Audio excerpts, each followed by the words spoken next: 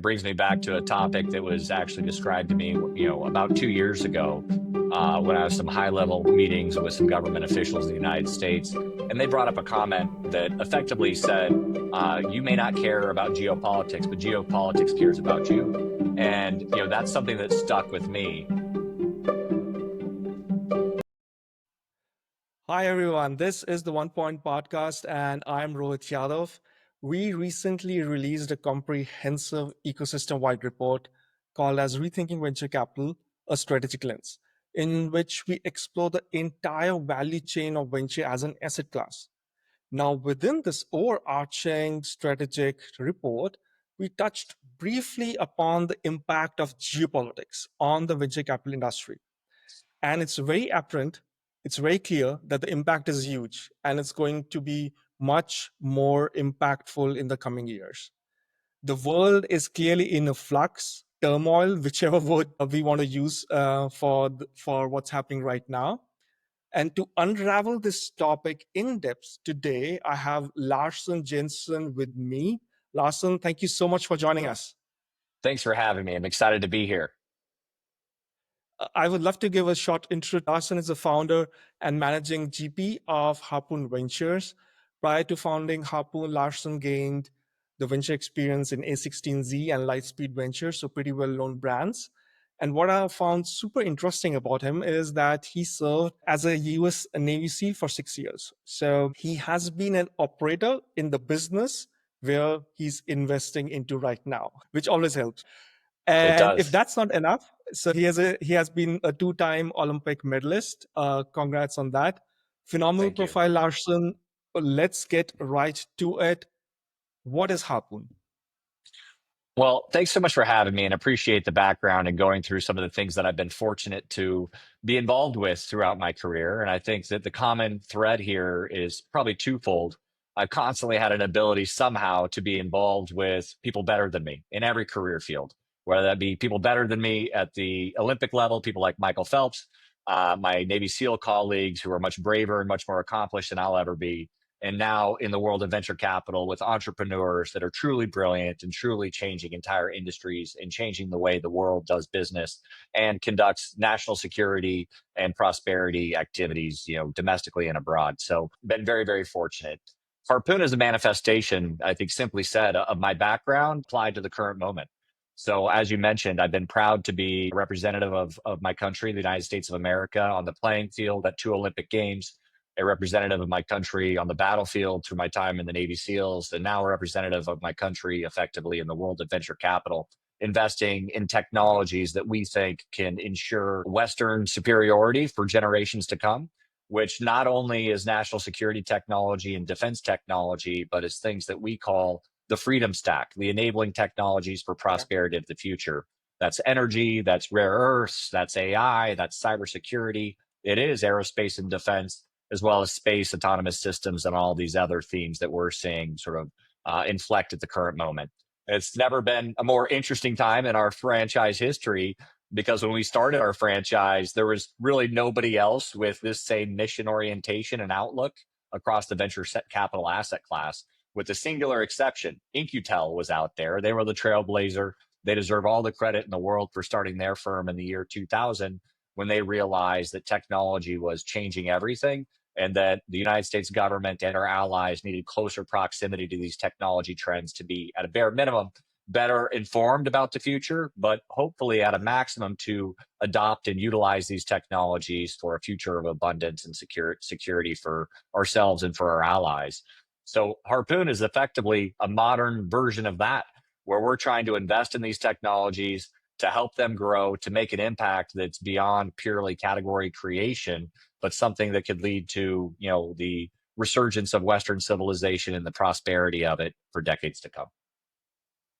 Amazing background, but how has your journey been at Harpoon? So there has been some years which you put into building Harpoon, right?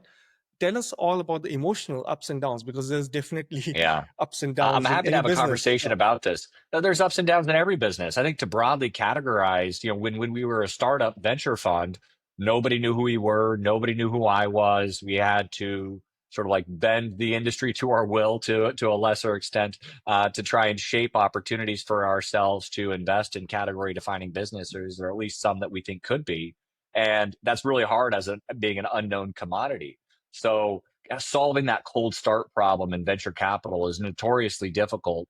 In terms of the funds that have broken out into the stratosphere, there's not that many. Most recently, Andreessen Horowitz has done it, and they're probably the only one who's really done it to a gargantuan scale in the past 20 years. But it's a very difficult industry to break into for a lot of reasons. And so I think we're fortunate that we've sort of come on the backside of that wave, and maybe we're riding it down and riding it a little bit more so now. But emotionally, it's very difficult, just like it is to start any company. When you're starting from zero, you have to convince people to believe in you in the absence of proof. That's what every startup goes through. And I think we were no different from a venture capital firm standpoint. We didn't have the proof of everything we now do. We didn't have the proof that we could get into the best companies in the world. We didn't have the proof that we could help support these companies to achieving $100 million program of records from the United States government. We didn't have the proof that the returns would follow. We didn't have the proof that geopolitics and national security was going to be an important theme of the future as it intersects with Silicon Valley technology. But we had a thesis, and we needed to convince people to come along on that journey with us. And so from a venture capital standpoint, as you and your audience well know, we effectively have two customer bases. We have limited partners that invest in our funds, that give us the resources that we need to do our day job. And our day job is servicing our other customer base, which is the founder and entrepreneur community. And so we really need to deploy those resources intelligently to help those companies grow. But we need to go a step further and help those companies commercialize, which I think is central to our brand and our franchise and what we do. To date, we've helped our companies close about $1 billion in total contract revenue from the United States federal government, which is across a variety of departments, a variety of agencies, a variety of technology areas. So I think that we're doing a pretty good job, but we need to earn it every single day. In the SEAL teams, we have a saying that you need to earn your trident every single day. And we feel like we need to earn our right to exist every single day and never get complacent, because the market changes, technology, trends evolve over time. And ultimately, we think the worst thing that we could possibly do is get complacent and stay static. And so we constantly need to evolve, constantly think about new ways to service our customer base. Again, the founders and the limited partners that invest with us. And I think that we've done quite a bit of that this year with unrolling out new programs like our Black Flag program, which is an accelerator tailor-made for critical technology startups. That's been going quite well so far. And there's a variety of other things that we have on the horizon as well. On the emotional side of the house, it's actually somewhat similar to overcoming adversity as an athlete. In my younger years, I was fortunate to have the opportunity to compete with the best in our state, my county, my city, but not only that, the best in the country and ultimately the best in the world. And if you start looking at that undertaking all at once, it can be overwhelming. Pretty difficult to go from a small rural country boy to competing on the global stage. And needless to say, it can be quite intimidating. But if you break down your goals into very achievable bite sizes and stair step your achievements over time, it's really remarkable what you can accomplish. Something that I tend to think about often is the saying that people underestimate what they can do in a decade and overestimate what they can do in a year. And I think that's been my experience across multiple different career fields now. And more recently, working with founders, I think they, day to day, everybody overestimates the progress they can make in 12 months' time. It almost never happens. But I think categorically, we underestimate the power of compounding. It's something that the human brain has a difficult time fully conceptualizing. And I think we underestimate the impact of what we could do and how that compounds and adds up over time into, decade-long achievements. I loved it. You said compounding the efforts. It makes total sense. But you also mentioned that you have to earn it. So you earned it right now. But what really differentiates Harpoon from other VC funds out there? I know there are not a lot in this category, which are solely focused on the topics that you are, but there are some journalist funds which do sometimes defense tech investments, cyber investments, AI investments, which overlap with what you guys are doing. So how do you differentiate? And I think you touched a little bit that you unlocked contracts and so on, but if you can elaborate on that. Sure. I'd say it comes down to two core differentiators. One is stage of entry. We're prioritizing ourselves to be the first check investor. We want to invest in these companies right when they're at the idea stage and getting started. which is the highest risk slash highest reward opportunity for us to invest. Secondarily, it's the value beyond capital that we provide that goes beyond purely advisory and governance and the traditional things that venture capital firms are really good at. Some are much better than us, but I think it's being much more hands-on, being that teammate versus being a coach. And when we prioritize being that teammate, we've shown that we can help our companies commercialize through achieving large-scale programs of record inside of the United States, also achieving non-dilutive research and development capital to further bolster the product that they're already building. In other words, they need to raise less equity capital in order to refine the product and bring it to market if we do our jobs right. So those are our core differentiators in terms of stage of entry. We want to be as early as humanly possible. Company formation. We've even incubated a company historically that's doing quite well, where we literally assembled the co-founding team and gave them their first capital and then went to work and assisting on the commercialization side. Those are the things that we pride ourselves on in terms of differentiation. Got it. And can you explain a little bit more about the Black Flag program Sure. that you have launched recently? Absolutely. And I think it nests in pretty nicely with the change in the dynamic over the past 2 years. When we started our firm, I think you recall, there was only InQtel out there as a comparable in terms of mission alignment, thesis, strategy as a pure play. And so we were essentially a slow follower to that, like 15 years later after InQtel was started. So a slow follower to that mission and that thesis, but still number two in the race in terms of when we started with that outlook. But a lot has changed in the ecosystem. A lot has changed in terms of multiple different aspects. The founder inertia, the founders who are opting in to build for Western resilience is really remarkable. It's too early to say if this is going to be an enduring theme, but I think that it is. Founders are much less apt to build a next generation SaaS company or social media company. Those things are fantastic. I like having groceries delivered to my door, but ultimately the horsepower and the tenacity that's required to build things that have literally technically been impossible to build until the present moment is a whole nother ballgame. And we're seeing more and more founders, a groundswell of founders building for this moment.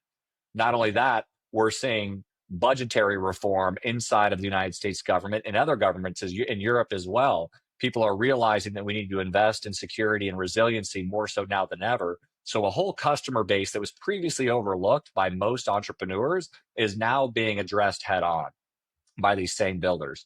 And thirdly, and finally, is there's now a private capital market opportunity with venture at all stages, all the way into private equity and ultimately buyouts and potentially IPOs with Andrew on the horizon to justify investing in the asset class as well. So you have customers, you have capital, and you have founders. I think you have the three necessary ingredients that you need to have for a thriving ecosystem to exist. But what we've realized that's formative to our Harpoon as a thesis is that these pieces don't know how to talk well with each other. They speak almost foreign languages, and you need almost a translator to help all of these things operate off the same sheet of music. And that's the central role that we've always provided as a venture firm. What we've noticed more recently is that this problem is particularly acute at the earliest stage founders that are just getting started, that are leaving their companies, that are leaving the SpaceXs, the Andurils, the Shield AIs, the NVIDIAs, the list goes on, the Open AIs of the world, who are interested in opting into building for these very important customer bases, which benefit all of us as civilians. And there is a shortage of expertise on how to navigate this customer base. I don't think there's a shortage in technology talent. I think we are seeing a huge unlock in technology talent opting in for very difficult problems. But in terms of the ability of how to navigate the customer base, it's still very opaque and a very difficult process to navigate. That's where Black Flag comes in. It's a program tailor-made for founders building in these technology areas for the greater good of our Western civilization. And we're trying to create a purpose-built program for them to increase the odds of success and increase the chances of success. And that's what Black Flag is the manifestation of these convening of effects. Awesome. The three things coming together is customers, capital, and founders, right? Correct. Together making Yes. the whole ecosystem, and you being the orchestrator of connections between those three topics. I think I love that analogy. So, perfect segue. You talk so much about what you're doing for the ecosystem. What are some of the key highlights from your portfolio? Some key companies that you would like to highlight, what they're doing, what they're up to, and how they are so unique that you are so proud of them. Well, I think we should probably start with a Berlin-based company that we're invested in. It's a AI company called N8N, which you might be familiar with. And so, given Mhm. the centricity of this audience, and I think bringing up something that's not just purely American is really important to bring up, is that the ecosystem has proliferated across the globe and across the Western world in terms of investable opportunities. It's not just the United States. We just so happen to be here and primarily investing here, but we're eyes wide open to international opportunities as well. N8N is a fantastic example of how quickly they're growing. I probably shouldn't state open source their revenue growth, but let's just say that it's exponential at this point. You can chart out their interest in terms of researching their comparison of N8N versus Zapier, which is the $4 billion market comparable in the space. And N8N is essentially an AI native version of Zapier for the future, where they help to orchestrate agentic AI for a variety of use cases. And they have a huge customer list, of not only of blue chips, but of even people like us that utilize N8N to optimize our businesses. We really believe that AI is the future. And as a subset of that, if you think about the proliferation of AI agents, in other words, effectively AI employees that Mhm. perform very specific tasks across a lot of either specific models or specific companies, the opportunity to orchestrate all of those is going to be immense in the years to come. And so I think that we're at the early innings of a company like that I think is going to be a fantastic outcome for everybody involved. And most importantly, a fantastic outcome for the customers that they service. I think it's going to really lead us to a world of abundance there. But in our earlier funds, we have similar, themes, AI for a variety of different use cases. Companies like Genesis Therapeutics, which is creating AI for drug discovery. We have companies like Solugen, which is the synthetic biology company that's working in the chemical space here in the United States. Astranis, which is global connectivity from high orbits, and then some. They're being down selected for a variety of very prolific government programs here in the United States. And they're very excited about the progress that they're making. So we have a variety of these technology areas that we've invested in over the years, both fully integrated AI enabled hardware or purpose built, sort of like what traditionally we'd consider software, but just sort of knowledge worker, artificial intelligence to help revolutionize how we all do our jobs. So there's a variety of companies here that I think are poised for breakout success. And I think it's an exciting time, not only in Harpoon, but in world history. One of the things that might be a little bit off topic, but I'll go out on a limb there Yeah. from an LP standpoint is what I see right now is a generational opportunity in the tech investing space. And I think not as many people realize that as they should. I think this modern era is going to be 10x or 100x more better returning than the dot-com era. We are, AI is really that powerful. And unless you have the proximity to that, it might be easy to overlook. I think everything's about to change. I mean, we see the demographics in terms of Waymo on the streets capturing market share from Uber and Lyft. And now Yeah. just over the weekend, Elon, made Tesla, fully autonomous for ride sharing in Austin. I think we're going to be seeing that. We're going to be seeing AI interface with the physical world with people that maybe had no opportunity to interface with the software revolution on a day-to-day basis. Now everybody is going to be experiencing the productivity gains and the efficiency gains of technology, which I think makes this a very exciting time to be alive. Awesome. Let's zoom out for a moment from this topic because we made a perfect base right now explaining Harpoon, your portfolio companies, why you exist, why you're different, and so on. Consider for a moment geopolitical shift within the greater venture landscape. And it has been more impactful to what is changing right now, what we are seeing right now. And it's becoming increasingly embedded in the thesis of a lot Yeah. of venture capitalists. So if you can paint a picture, it's a very broad topic, paint a picture of how macroeconomics and geopolitics is impacting the venture landscape between countries and so on, that would be awesome. I'm really happy you brought this up. And it brings me back to a topic that was actually described to me, about 2 years ago, when I was some high level meetings with some government officials in the United States. And they brought up a comment that effectively said, you may not care about geopolitics, but geopolitics cares about you.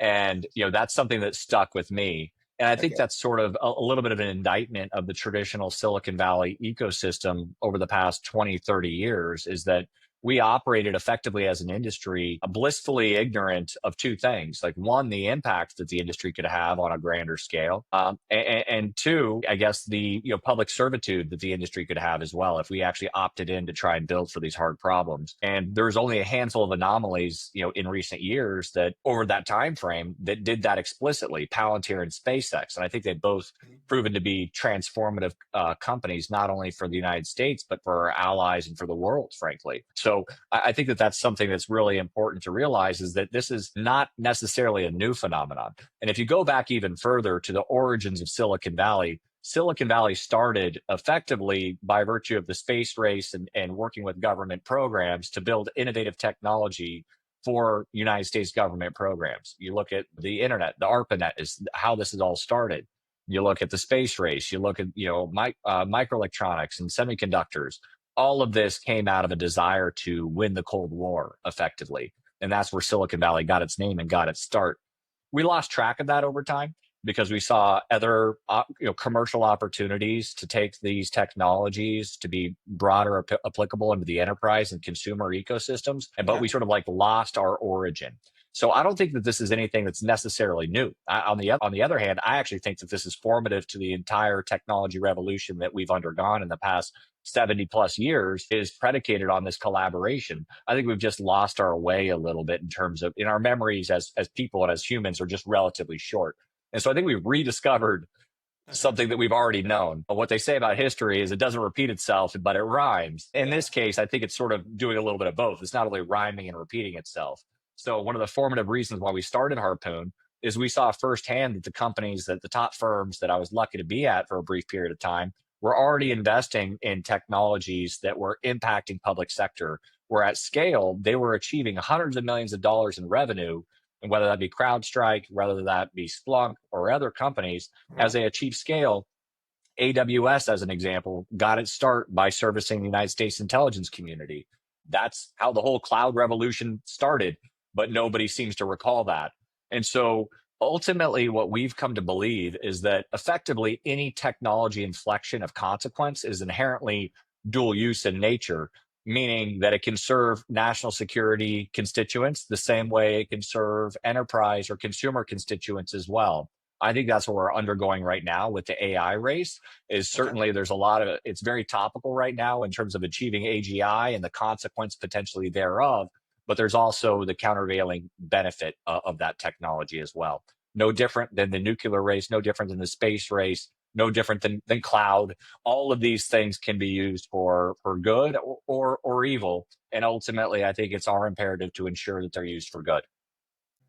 And from a national strategic perspective, like you must have heard about a Yeah, NATO fund, which was of course. formed, and a lot of governments invested into that fund, $1 billion+ fund to just push forward this agenda. Do you think, and you very nicely captured this, we lost our way to some extent. It used to be that way that we invested in these technology, but then somehow software and other enterprise software, these kind of technologies in venture capital space got a lot of push, and now we are back to what we used to do before. Do you think within this era of next 5, 10, 15 years that the role of the government, also the private money, as well as the nationalist kind of capital, both will play equal role, or do you see it a bit differently that a lot of Yeah, capital it's would be it's coming very from the difficult. governments? It's difficult to say, and I wish I had a crystal ball. I wish I did, but I think that we can look back at sort of like some historical items that might inform where we're going. And what's an interesting starting point for me is to realize that in the formative years of Silicon Valley, there was nowhere near the robust private capital ecosystem and venture capital, risk capital that we now have to invest in these technology areas. So back then, if we were going to build an audacious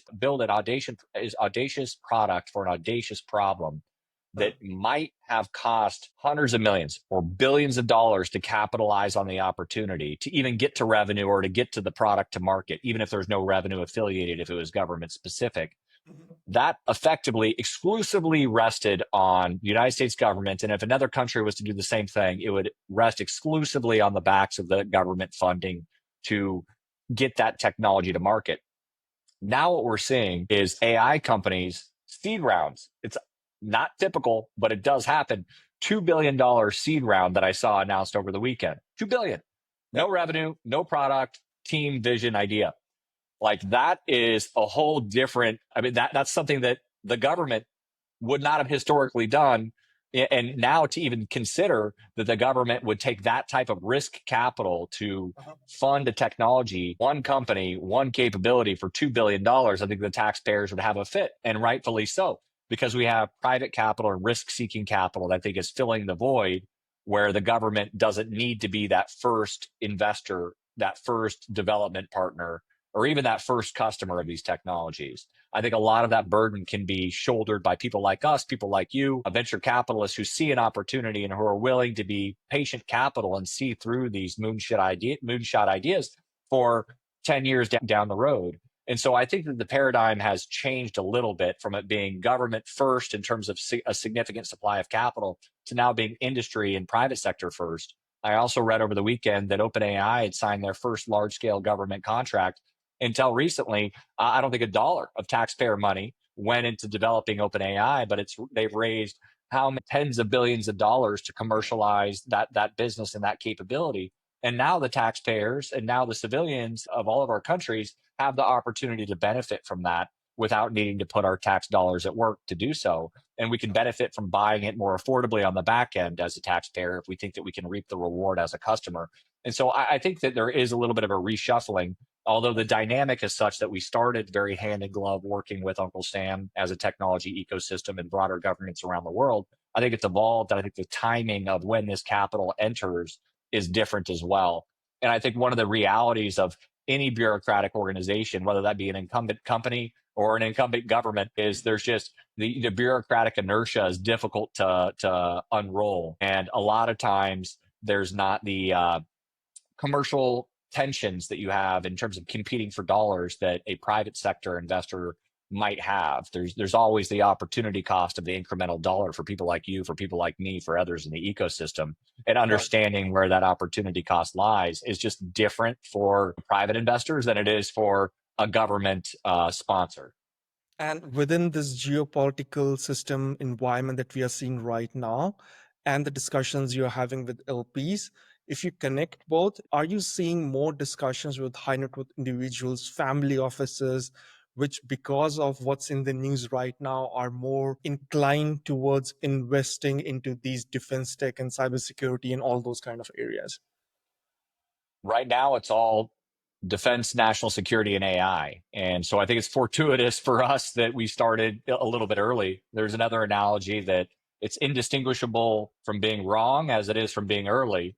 And so we counterfactual for our entire franchise could have been that we could have been way too early. We could have been 10 years early. And then in that context, were we quote unquote wrong, or how do you characterize it? So I think fortunately for us and our franchise and our thesis, it's right time, right place, appropriately early, arguably not early enough. So we are seeing a lot of demand from it, but I think with that comes a new set of education. We and our team have been in this space for decades. We've operated our firm for about a decade. We've been in the venture ecosystem for longer than that. If you add our public service in terms of many of the people on our team who are purchasers and end users and program managers of these technology areas, while in uniform, we have decades of experience in the space, and we're still learning new things every single day, like without fail. New techniques for acquisition, new processes, new things that we didn't realize existed after decades of work in the space. And Wow. so I think it's very difficult for somebody that has not sort of like doesn't have the repetitions to feel like they're appropriately up to speed. I thought I was up to speed when I started Harpoon, and I quickly realized that I've quickly taken my slice of humble pie to realize I'll probably never know it all, but we know a lot. We know enough to be dangerous. And so I think that, as with any investment asset class, it all starts with education. It starts with research. It starts with conversations. It starts with listening to podcasts like this to become better informed about a thesis and to take things a few layers deeper to understand the implications of investing in this space. Not only what can go right, but how do you mitigate risk? What's the downside? And we've seen downsides. We've had total washouts. We've had companies go to zero. And as with every venture fund, they've had this. I mean, this is the way it Sure. goes. It's a power law based business. But many of the times where companies have gone to zero, it's actually been due to some like sensitivity to a government program where the cap table didn't fully understand that we might be cresting the corner there to a large scale program. And at least in one situation we've had thus far, it was literally months away pending the resolution of a continuing resolution for a large scale new start for one of our companies. And so I would encourage any limited partner, any general partner, any firm, any investor, family office, institution, it really doesn't matter, to really spend the time to do your homework and understand not only what can go right, because that's confirmation bias, but what can go wrong, what are the risks associated with investing in this space, because I think you have both in droves right now. Nicely said. Education is so much important. Let's move to the next section. And I want to cover two specific parts. One is defense tech, another one is cybersecurity. Both are one of the hottest topics right now, as you mentioned. First, let's just start with defense tech. You mentioned dual use to some extent, but walk us through how defense tech has become so much more critical right now, and what role venture is playing in equipping nations or countries or associations into becoming more resilient for the future. Why it's important right now in the venture ecosystem is because we have two things happening at once. We have a technology inflection with AI and small scale attritable systems. In other words, unmanned systems, whether it be subsea, surface, ground, aerial, and potentially even space, that are coming to market at a price point that is quite attractive for a customer. And it's rewriting the rules of war. On the other side of the token, we're seeing more and more national security, geopolitical tension seemingly by the day. And it's been sort of like building for a number of years. And so I think it's rare that you have sort of a market, even as horrendous as it sounds, but the market is actually the future of war, intersecting with the technology that could impact that so directly right now. And there's another saying in the industry, the future is here, it's just not evenly distributed. If anybody and everybody is tracking what's happened with Russia, Ukraine, I think this is going to go down in history as drone war one. This is not going to go down in history as a traditional conflict. Early in the conflict, it was much more traditional munitions, traditional weapon systems.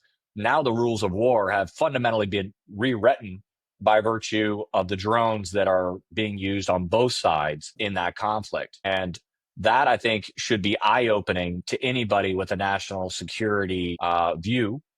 It should be eye-opening to current and former service members and our policy makers as well, because that seems to me to be the frontier of conflict and how it's going to play out in the years ahead. It's absolutely frightening. And I think that it's going to have the same impact to national security, geopolitics, and war as the introduction of the machine gun.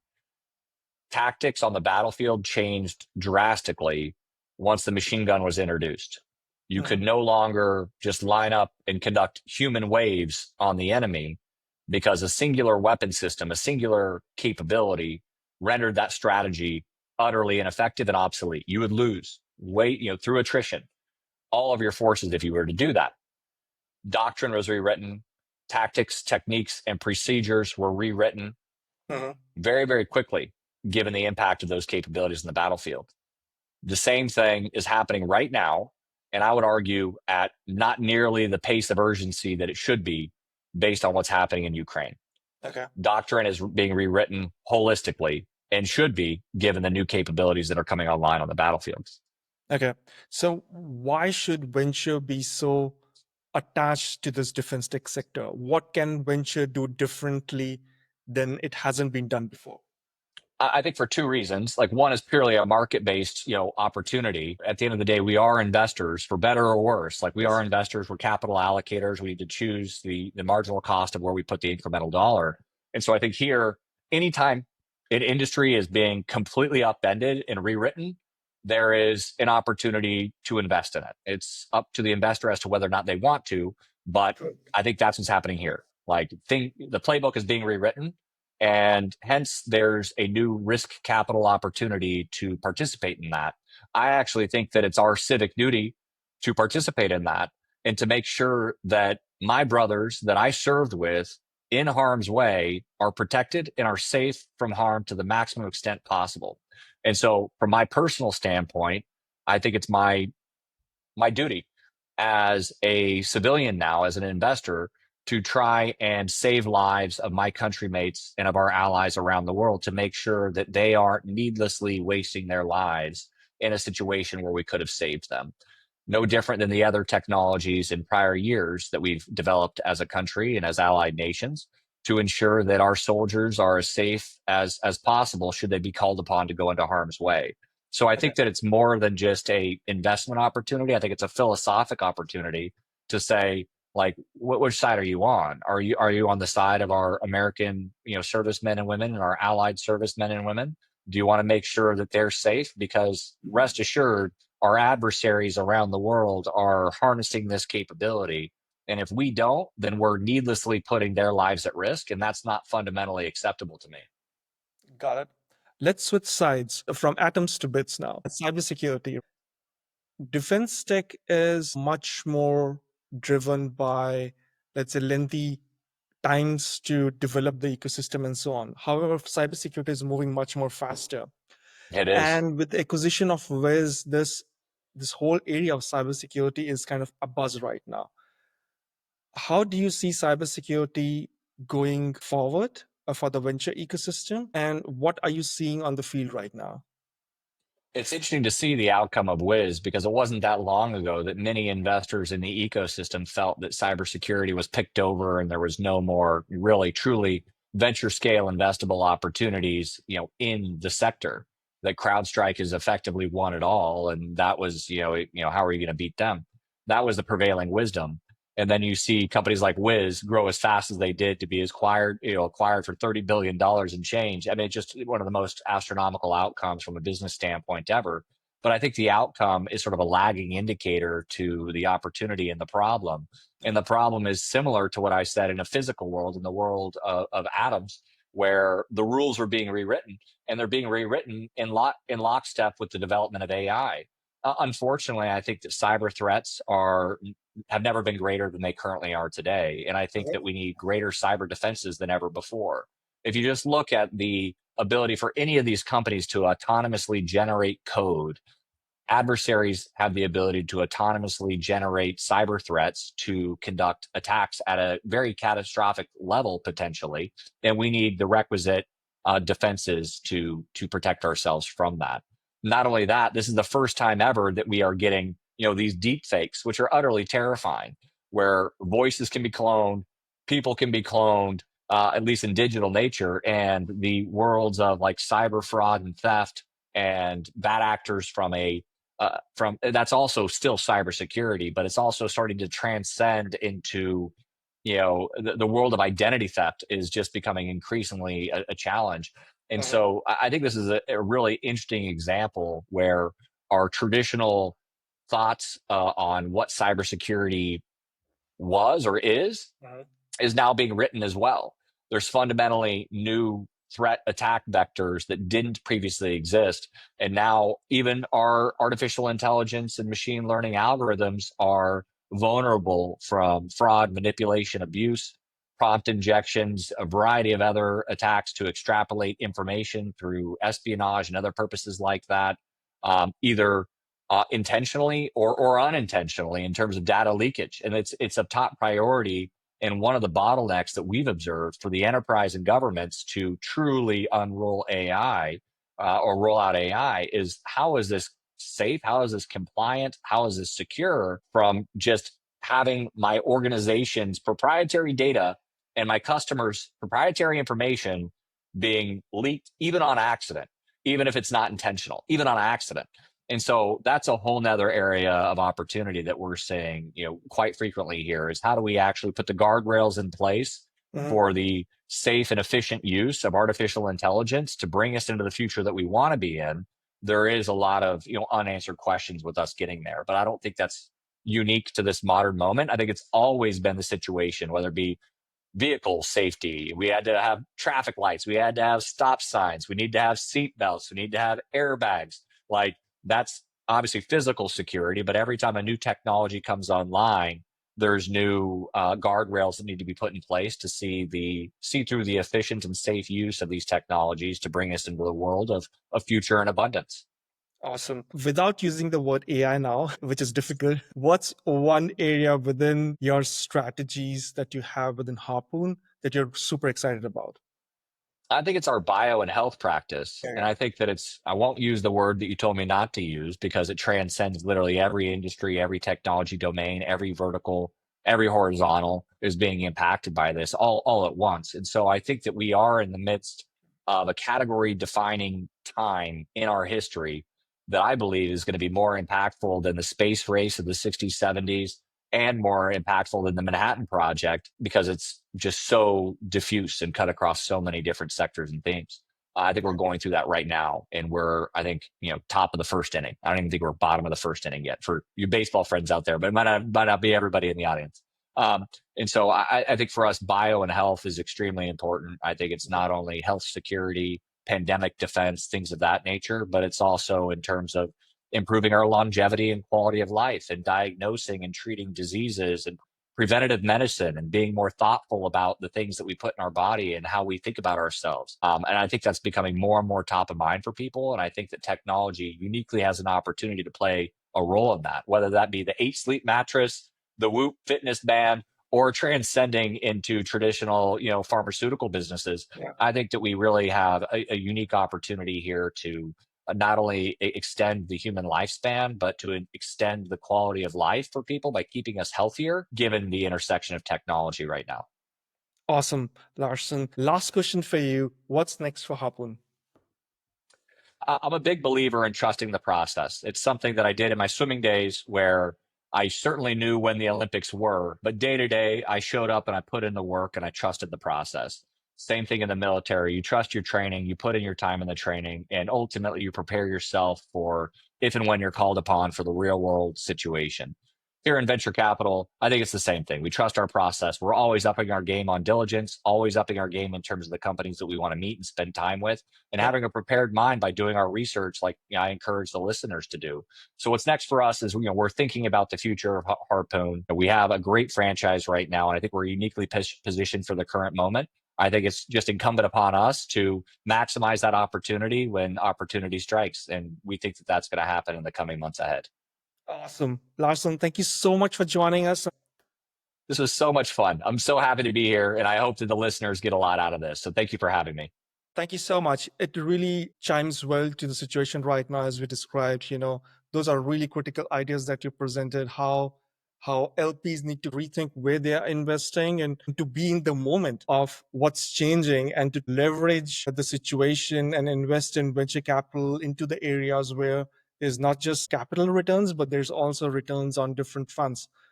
There's safety, longevity, as all you mentioned. So amazing job explaining all those parameters. Thanks for joining, Larsen, and fingers crossed for you.